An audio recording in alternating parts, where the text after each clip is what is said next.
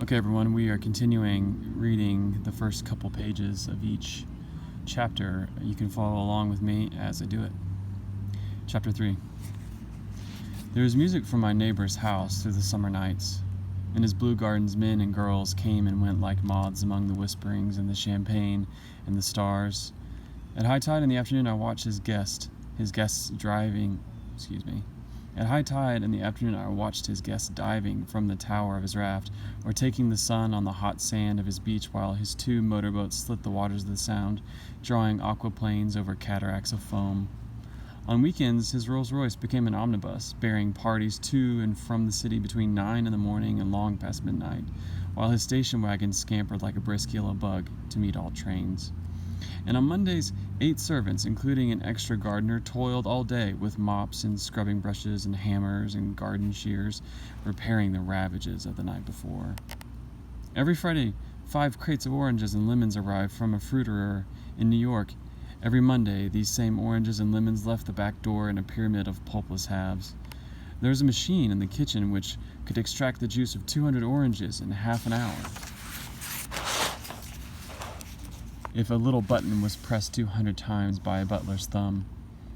At least once a fortnight, a corps of caterers came down with several hundred feet of canvas and enough colored lights to make a Christmas tree of Gatsby's enormous garden, on buffet tables garnished with glistening hors d'oeuvres. Spiced baked hams crowded against salads of harlequin designs and pastry pigs and turkeys bewitched to our dark gold.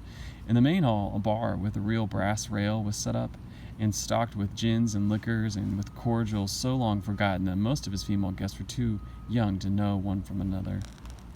By 7 o'clock, the orchestra has arrived, no thin 5-piece affair, but a whole pitful of oboes and trombones and saxophones and viols and cornets and piccolos and low and high drums.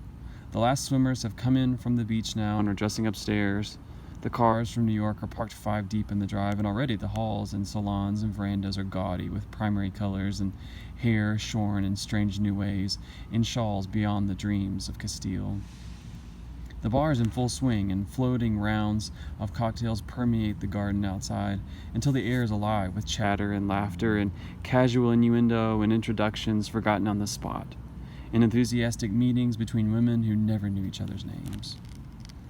The lights grow brighter as the earth lurches away from the sun, and now the orchestra is playing yellow cocktail music, and the opera of voices pitches a key higher. Laughter is easier minute by minute, spilled with prodigality, tipped out at a cheerful word. The groups change more swiftly, swell with new arrivals, dissolve and form in the same breath. Already there are wanderers, confident girls who weave here and there among the stouter and more stable, become for a sharp, joyous moment the center of a group, and then, excited with triumph, glide on through the sea change of faces and voices in color under the constantly changing lights.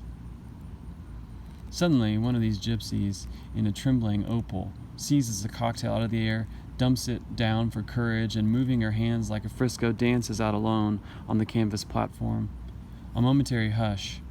The orchestra leader varies his rhythm obligingly for her, and there is a burst of chatter as the erroneous news goes around that she is Gilda Gray's understudy from the Follies. The party has begun.